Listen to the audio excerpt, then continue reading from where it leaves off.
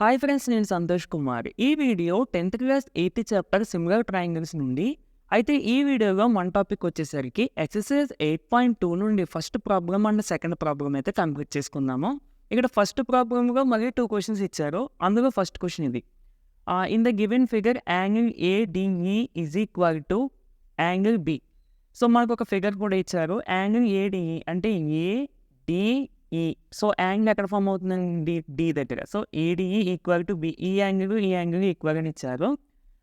Then show that triangle ABC is similar to triangle ADE.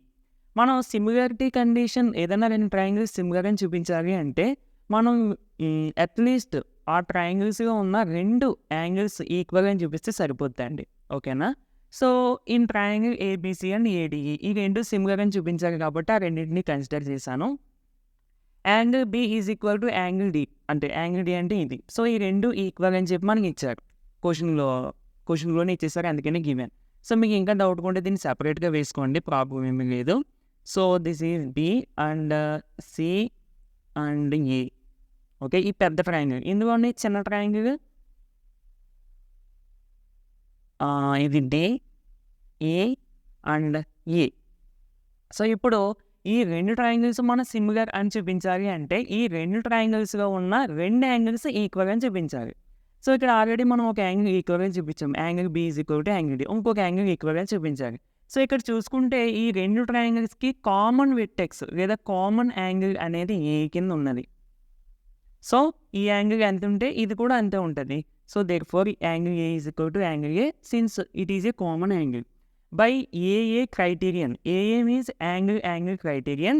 2 triangles similar అని చెప్పొచ్చు. ఓకేనా? అంటే ఈ క్రైటీరియన్ యూజ్ చేసి ఏదైనా రెండు ట్రయాంగిల్స్లో రెండు యాంగిల్స్ ఈక్వల్గా ఉంటే అప్పుడు ఆ రెండు ట్రయాంగిల్స్ని మనము సిమిలర్ ట్రయాంగిల్స్ అని చెప్పొచ్చు. సో ఫస్ట్ ప్రాబ్లం అయిపోయింది. ఈ ఫస్ట్ క్వశ్చన్లో సెకండ్ ప్రాబ్లం చూద్దాం. సెకండ్ క్వశ్చన్ చూసుకుంటే మనకి మెజర్మెంట్స్ ఇచ్చేసారు. AD is equal to 3.8 centimetres, AE is equal to 3.6. అలా మనకి బిఈ ఇచ్చారు, బీసీ ఇచ్చారు. అయితే మనకి డిఈ వాల్యూ ఎంత అనేది ఫైండ్ అవుట్ చేయమంటున్నారు. ఏంటి? డిఈ వాల్యూ ఎంత అనేది ఫైండ్ అవుట్ చేయమంటున్నారు.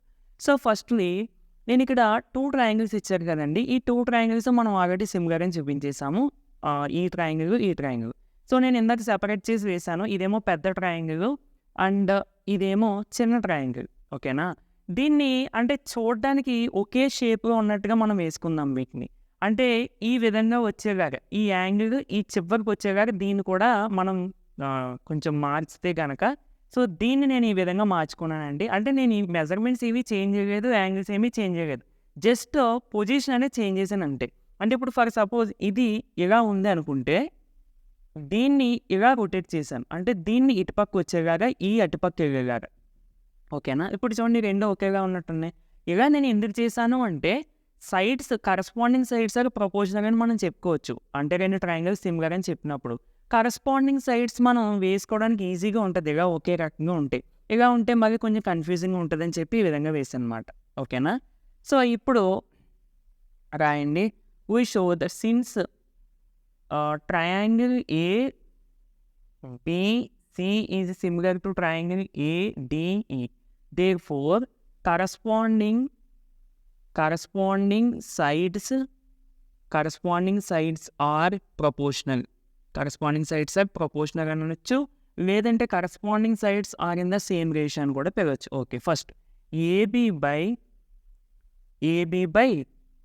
AD is equal to BC by DE is equal to CA by EA. ఓకేనా? సో ఇప్పుడు మనం ఫైండ్ అవుట్ చేయాల్సింది డిఈ. అవునా? ఓకే, సో నేను ఏం చేస్తానంటే ఈ రెండింటిని కన్సిడర్ చేస్తానండి. అంటే ఏంటి? Consider AB by AD is equal to BC by DE. ఇందులో నాకు డిఈ కావాలి. సో దట్ నేను డిఈ ఫైండ్ అవుట్ చేయాలి. మరి ఇది కూడా ఫైండ్ అవుట్ చేయొచ్చు, ఈ రెండు కూడా కన్సిడర్ చేసుకోవచ్చు కదా అని మీరు అనుకోవచ్చు. కన్సిడర్ చేసుకుని మనం చేసుకోవచ్చు, ఇలా కూడా చేసుకోవచ్చు. సో ఇందులో మనకి ఏబి వాల్యూ తెలియదు. ఫస్ట్ మనకి ఇచ్చిన ఇన్ఫర్మేషన్ ప్రకారం ఏడి 3.8 అని ఇచ్చారు. ఓకే, ఏడి ఉంది. నెక్స్ట్ బీసీ కూడా ఇచ్చేసారు 4.2 అని. ఇంకా మనకి ఏబీ తెలిసింది అనుకోండి, అప్పుడు డిఈ వాల్యూ ఈజీగా కనిపెట్టవచ్చు. ఏబీ అంటే మనం డయాగ్రామ్ పరంగా ఏం రాసుకోవచ్చండి? ఫ్రమ్ ఫిగర్, లేదంటే పక్కన రాసుకోండి అది, from figure AB is equal to, AB అంటే ఈ టోటల్, ఏబిని నేను ఎలా రాసుకోవచ్చు, ఏఈ ప్లస్ ఈబి అంటే AE plus EB. So AB is equal to, AE అంటే మనకి ఈ క్వశ్చన్లో ఇచ్చారు 3.6 plus EB or BE 2.1.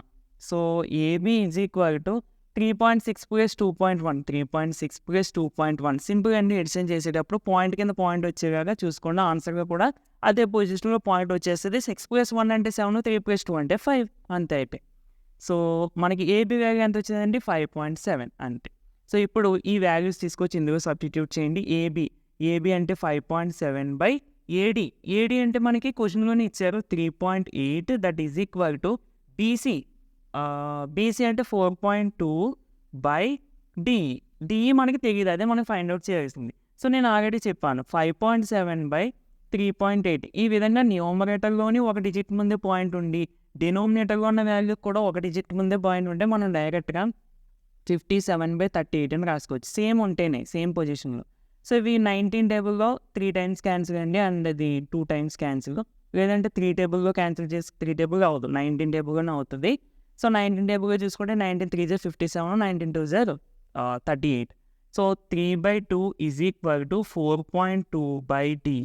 So by cross multiplication 3 × DE, 3 × DE is equal to 2 × 4.2, 2 × 4.2. So ఎలా చేస్తాము, 2 2s are 4, 2 4s are 8. ఏం లేదు, నార్మల్ మల్టిప్లికేషనే చేసేసి ఆన్సర్లో ఇక్కడ క్వశ్చన్లో ఎన్ని డిజిట్ ముందు పాయింట్ ఉంది, 1 డిజిట్. సో ఆన్సర్లో కూడా 1 డిజిట్ ముందు పాయింట్ పెట్టేస్తే సరిపోద్ది.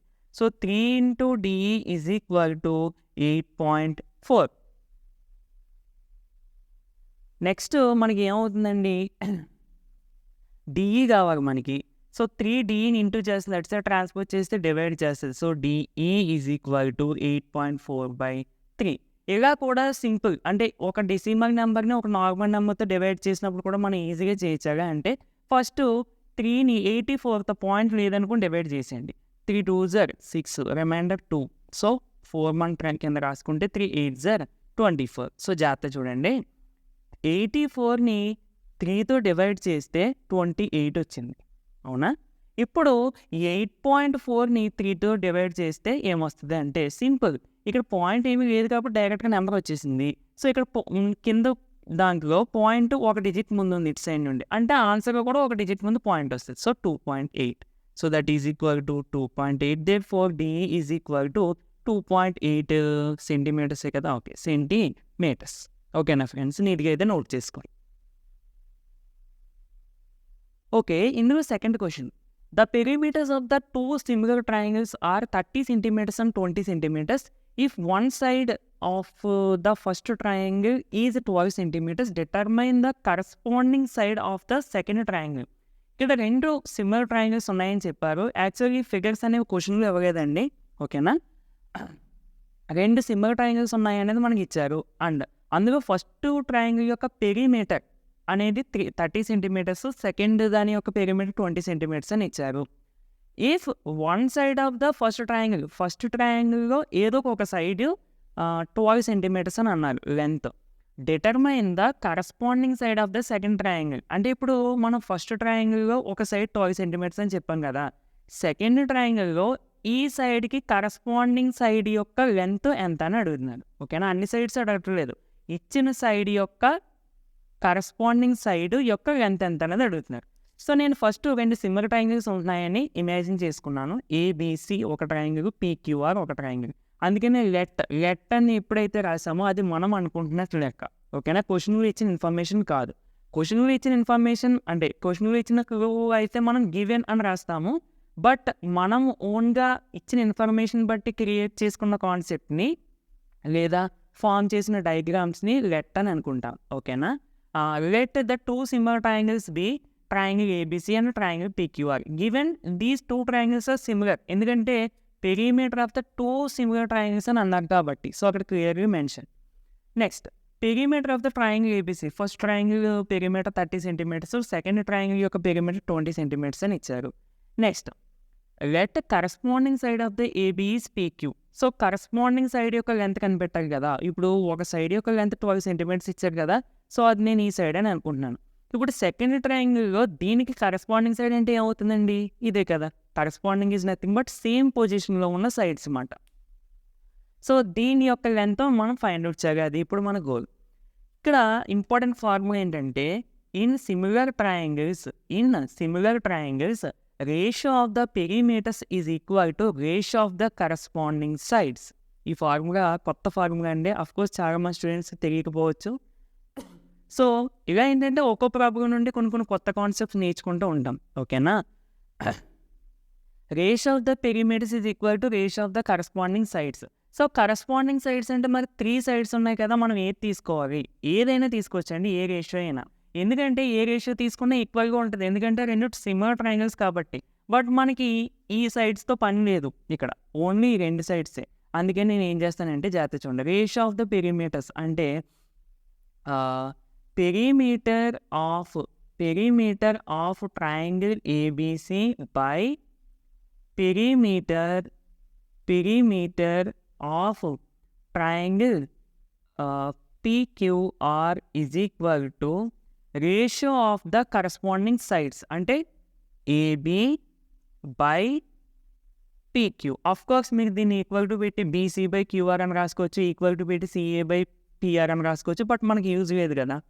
Okay, perimeter of triangle ABC ఎంతండి, 30 by perimeter of triangle PQR 20 is equal to AB అంటే 12 బై PQ.